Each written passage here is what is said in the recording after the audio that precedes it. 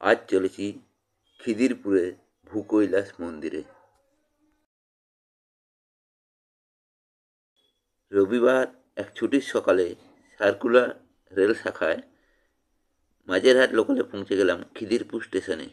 স্টেশনে নেমে দমদমের দিকে বা আপের দিকে এগিয়ে পেলাম এই আন্ডারপাসের সিঁড়ি। এই সিঁড়ি বেয়ে নেমে এসে কিছুটা এগিয়ে গিয়ে সামনেই পড়বে খিদিরপুর রোড।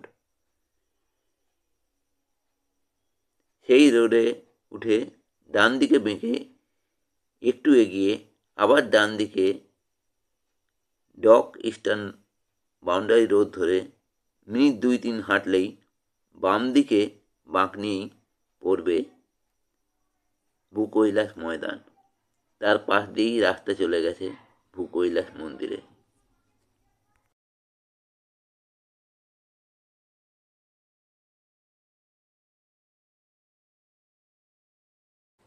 মন্দিরের প্রবেশে 3টি গেট আছে, আর আছে পাশে গাড়ি পার্কিংয়ে সুব্যবস্থা।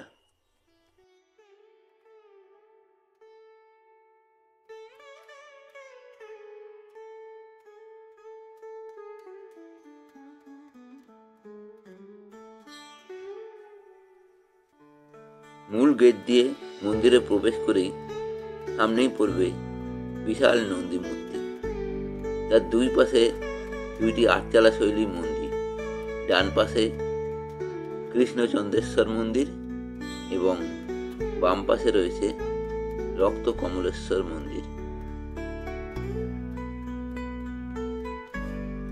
আনুমানিক প্রায় 250 বছর আগে বিশিষ্ট ভূমি ব্যবসায়ী জয়নারায়ণ ঘোষাল এখানে 108 বিঘা জমি নিয়ে তার কিছু অংশে 2টি আটচালা শৈলী মন্দির তৈরি করেন এবং একটি বিশাল আয়তাকার পুকুর খনন করেন। এই পুকুরকে বেষ্টন করে আছে সুন্দর পাথর বাঁধানো পথ। পুকুরের চারিধারে মোট 6টি ছোট ছোট মন্দির রয়েছে, যেখানে অধিষ্ঠিত আছে রাধাকৃষ্ণ, গণেশ, হনুমান, রাম, সীতা, লক্ষ্মণ এবং সরস্বতী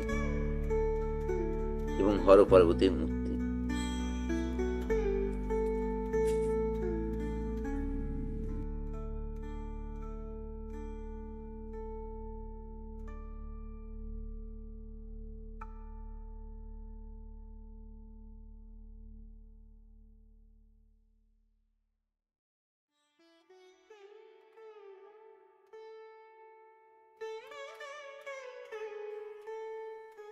পুকুরের চারিদিকে সারিবদ্ধ গাছগুলি পুকুরের শোভা যেন আরো বাড়িয়ে তুলেছে।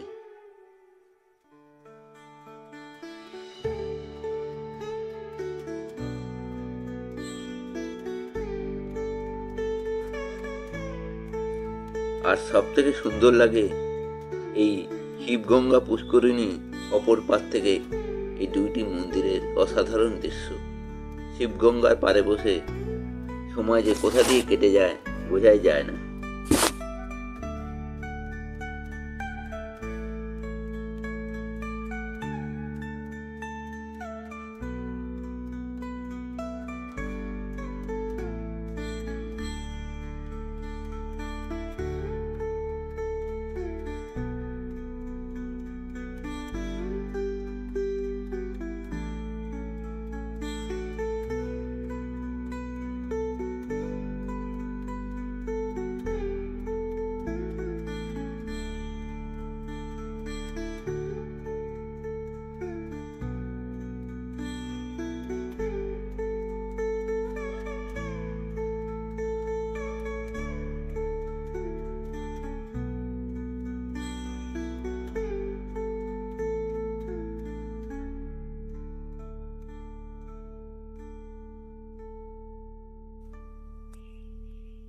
আর এই মন্দিরের 3 খিলানের মধ্যবর্তী গর্ভগৃহে আছে রীতিমতো চমক লাগানো বিশাল শিবলিঙ্গ কৃষ্ণ চন্দ্রেশ্বর।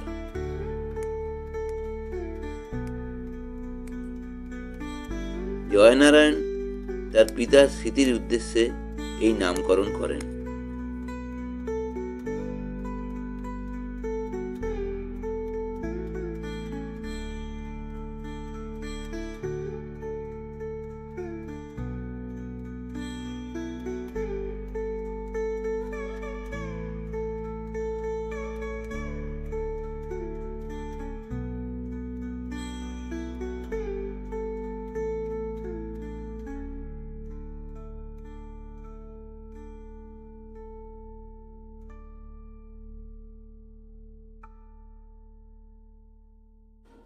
আর একদিকে মন্দিরের শিবলিঙ্গটি কিছুটা ছোট হলেও বেশ সুন্দর।